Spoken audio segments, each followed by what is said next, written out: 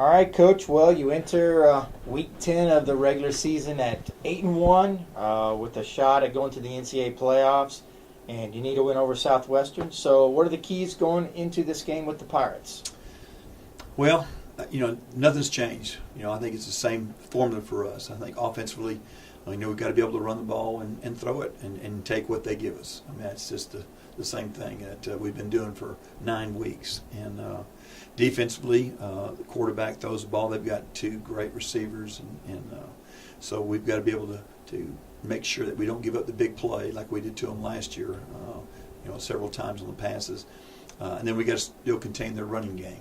They do a good job. They got a good tight end H-back type of guy that is a big threat for them, and they do a good job of that. So special teams is going to be a key for us. We got to make sure that we handle all the special team plays and make big plays on special teams. So we use all 3 phases. They have just one win this year. They have a win over Sul Ross State, but they played people close, particularly Trinity and Austin College.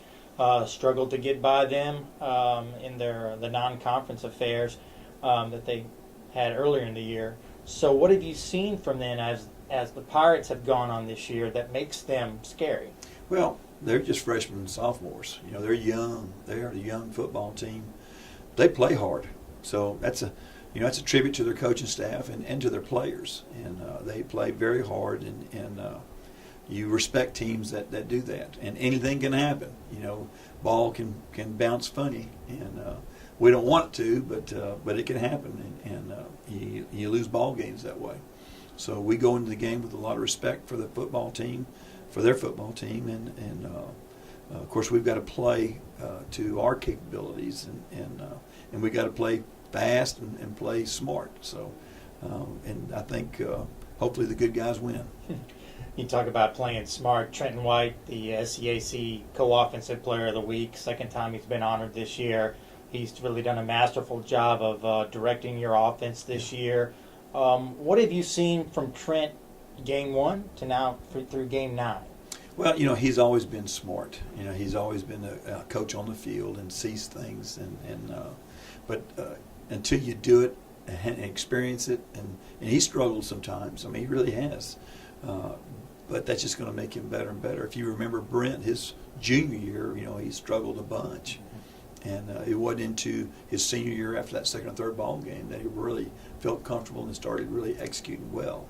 And I think the same thing's going to happen with Trent. I think he's probably further along than Brent is because of, he got a chance to play a lot more as a freshman and as a sophomore. And so he continues to get better, and as he gets better, we get better.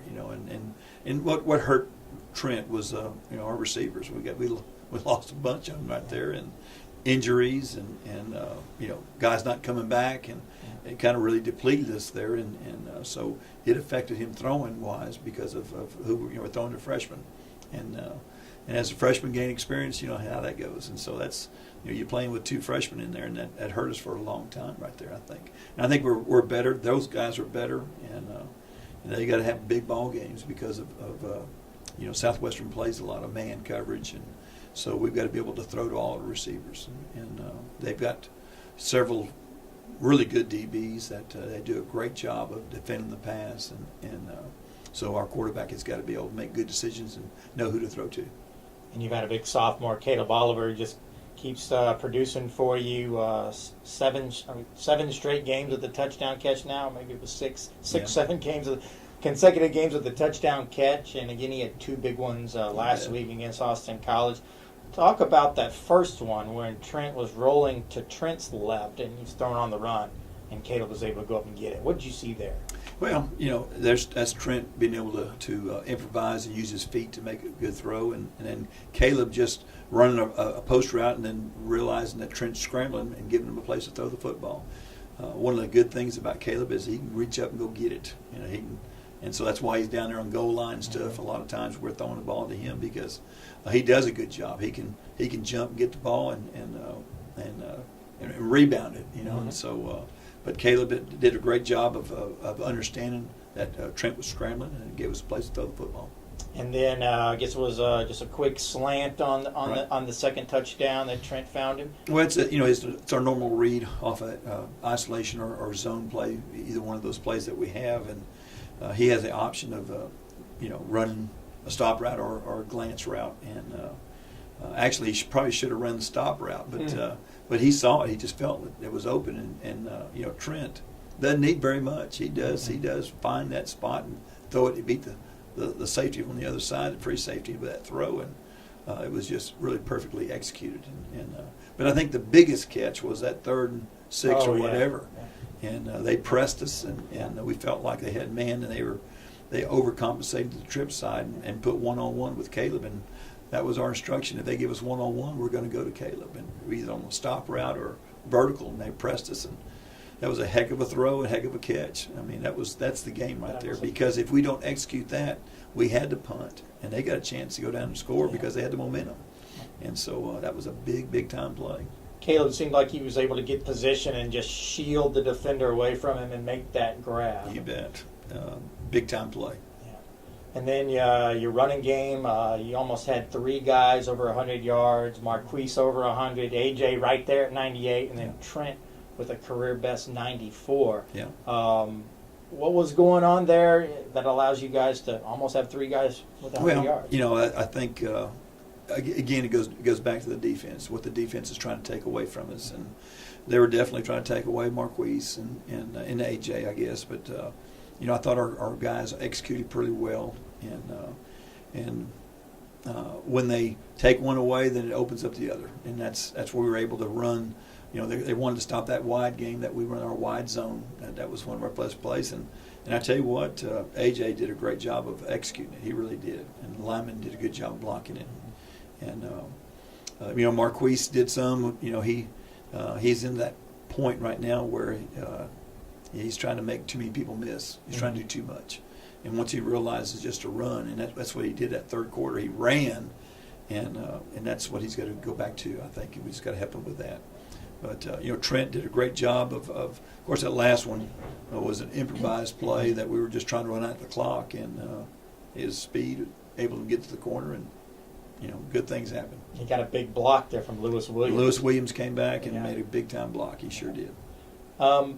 Your defense, the big sequence for them in the Austin College game, right after the Marquise fumble in the fourth quarter, your defense holds them to a no-gain rush on the first down, holds them for a 10-yard loss on a completion on the second down, and then you get a sack and a forced fumble on third down that totally pushes them out of field goal range. It had to be just a really great moment for you guys. I want to tell you, that was a big-time deal right there. That was a great play. And that's, that's what I guess team sports are all about. When one unit kind of lets you down, the other one picks you back up. It's great to be part of a team. And that was really great for our defense to do that, and big time. I thought the game was over right then when we shut them down, but they came back and scored again. And made it tougher on us. Ethan Powell had 3 sacks, a forced fumble, 5 tackles for loss. He was just named to the D3Football.com Team of the Week. Ethan's battled some injuries this year, and he's also a big focal point of the other team's blocking schemes. And he was able to come through with a big time game for you. Yeah, he really was instrumental. I think he unsettled their quarterback, especially right-handed quarterback that's on his backside, that blind side, and Ethan's always been our best pass rusher, and of course that injury's really slowed him down in that 4 or 5 game stretch there. But he has been, he's coming back to normal, and that's a big factor for us because he's a big time player. We got to put pressure on Southwestern's quarterback, and I think he's a big part of that. Other areas, Tyler Brandenburg, a 51-yard field goal right at the end of the half, where you guys looking like you're going to be down 14-6 going into the locker room, but you're down 14-9 because Tyler, a couple things. You're able to make a couple plays and get into field goal position, and then Tyler's able to make that kick. Yeah, we're proud of Tyler. Tyler is he's done a great job for us. You follow Alan Kane, an All-American, 2-time All-American, but Tyler hadn't let any of that pressure bother him. He's done a great job for us. Been very consistent for us, and very, very proud of him. I'm glad that Chad Brown was able to come and take the punt away from him. Now he's able to concentrate on place kicking and has made a big time. He's made a big time plays for us. 14 seniors will play in their final regular season game for you here at Bulldog Stadium on Saturday. This is a group that's been with you from the very beginning. Right. You've been here now 5 years, so you've seen them from freshman on up. What's it going to be like for you seeing them in their final regular season game? We're just proud of them. It goes so fast. We talked about that yesterday. We started, of course this week our theme is tradition and being part of it and the legacy that is TLU football. And so to see these guys come in and all of a sudden they're graduating is just, the speed is just unbelievable sometimes. But we're very proud. Not just proud of the football players they are, but the persons they've become. And that's what makes me, and it makes our coaching staff really proud because, our whole philosophy is about helping them be the best person. And when they're the best person, they're going to be the best student, best football player. We get a chance to have the championship team. But there's several guys that have really transformed and matured. And it's very evident from the first 2 years they were here, thinking that these guys are not going to make it with us because they just made some poor choices all the time. But they're here. They're all 14 of those guys have contributed to this football team, and we're all proud of them and just excited. They're going to be, guys that will be in our program and connected with our program forever. So they'll be big-time alums. One guy in particular who came to your program a little later in his football playing career, Dustin Hannon, a Navy veteran. Yeah. And this week was Veterans Day, and we're honoring veterans on Saturday. The ability of Dustin after a naval career to come and play for you for 4 years. I just love Dustin. Dustin's one of those guys that has really changed, and not that he would be any kind of a deal as far as get rid of him, but he's really made a commitment in his his faith, and it is shown in his life, and so really going to miss him. I really am. He's just a great young man, and well, I'm going to miss all of them. They're special. Every one of those guys are special, but Dustin is he's an older guy that had made a decision to play football and has been a leader for us probably since his sophomore year. He's come in and done a fantastic job, and losing him in the Louisiana College game really has affected us wide receivers, and but he is just he's battling to get back in, and just has setbacks, and just I really want him to be able to come through and have a great game on Saturday.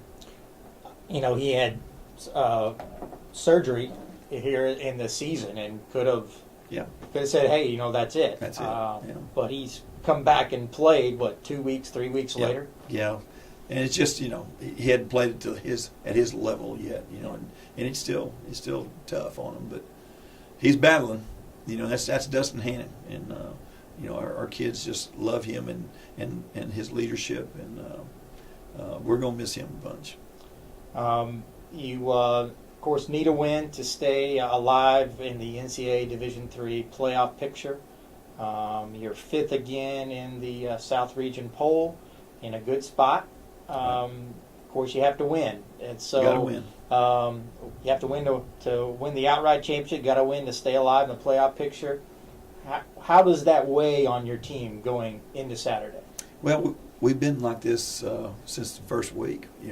Our dream and our theme has been chase the dream, and it's been all about the NCAA playoffs. And so we take them one game at a time, and each game is the same pressure on us because if you lose one, then there's a chance that you don't have that. And so we fought through it. We've overcome the Mary Hardin Baylor loss. I mean, that was a big loss. And of course, the amount, I think that created a hangover with us, thinking that we had no chance. But I think our guys are understanding, hey, we've got a chance. And so we're definitely motivated, okay? I don't think there's going to be any kind of looking past Southwestern because we've been doing this now for 9 weeks. And so all our energies and focus are on Southwestern. And of course, we respect any football team in our conference. Like you said, they've played Trinity tough. They played Austin College tough. And we expect no different on Saturday. We got our work to do, and hopefully we can take care of our business. All right. Well, Coach Danny Padron, thank you for your time. 1 o'clock kickoff Saturday, Bulldogs and Pirates. Thanks, Thank you, Coach. Tim.